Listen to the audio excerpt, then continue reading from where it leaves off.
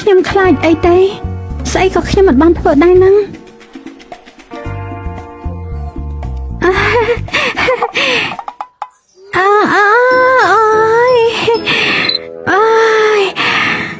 ថ្ងៃនេះយប់ជ្រៅទៅហើយមានរឿងអីចាំស្អែកចាំនិយាយគ្នាទៅណានេះជាទីណាក្រែងខ្ញុំត្រូវឡានបុកមែនទេព្រះអើយស្អីគេហ្នឹងហេតុអីក៏ដូចជា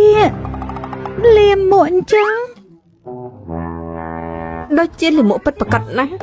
ហើយដូចជាទាល់តែមួយអាទិត្យទើបជុះចេញម្ដង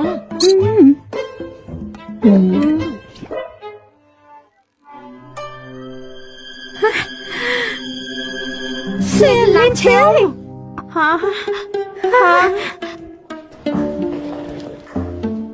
គុំដូចជាដុំលាមកបបំបីគ្នាស្អុយស្លាប់ហើយលាមកឆ្កែខ្ញុំស្មានថាយើងស្លាប់បាត់ហើយតើខ្ញុំប្រាប់អញប្រហែលដងហើយឈប់ហៅខ្ញុំថា